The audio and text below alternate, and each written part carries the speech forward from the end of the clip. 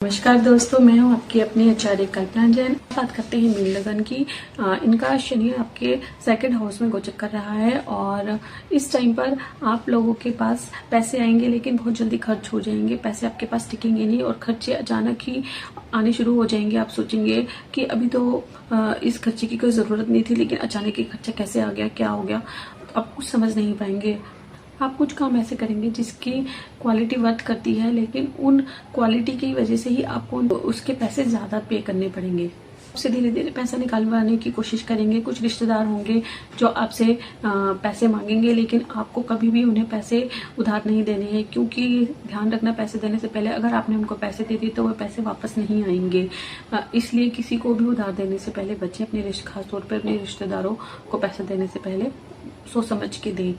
इस साल आपके दवाइयों पे पैसा खर्च होगा और कंस्ट्रक्शन घर में आप करवा सकते हैं, उसकी वजह से आपके खर्चे हो सकते हैं। आपको लोन लेने से बचना है। अगर आपने कोई लोन ले लिया है तो सबसे पहले आप कोशिश करें वो लोन चुकता करें, उसके बाद ही आप कोई दूसरे खर्चे करें। खर्चे करने से पहले सोच समझ के खर्चे करें और पैसों को इन्वेस्ट देखभाल कर करें। आपको अपनी ईटिंग हैबिट्स को सुधारना होगा। पुरानी या बासी खाना रखा हुआ आपको नहीं खाना है।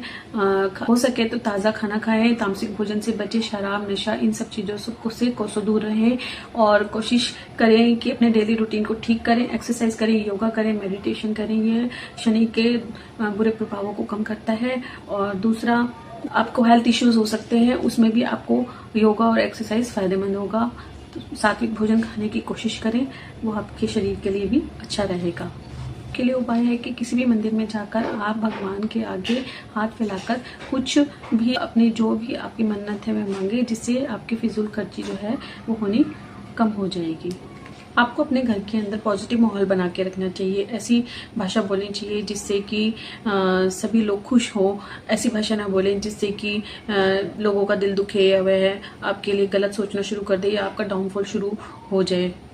आपको किसी से भी बेवजह की बातें नहीं करनी चाहिए। जितना आपसे सिर्फ पूछा जाए सिर्फ उतना ही आंसर दें। कई बार होता है कि जिन क्वेश्चंस का आपको आंसर नहीं भी देना चाहिए, आप वहाँ पे भी अपने जवाब देते हैं या बोलते हैं।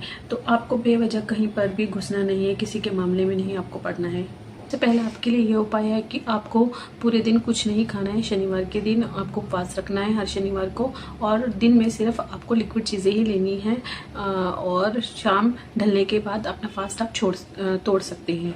दूसरा, आप मेडिटेशन या योगा करना शुरू करें, जिससे कि आपकी विल पावर और अंदरूनी शक्ति बढ़नी शुरू होगी, उससे आपको फायदा होना शुरू होगा। तीसरा, आप पीपल के पेड़ के नीचे शाम के टाइम सरसों के तेल का दिया जलाकर आएं। और चौथा, ओम शम शनिश्चराय नमः का जाप करें डेली, आपके लिए फायदेमंद होगा।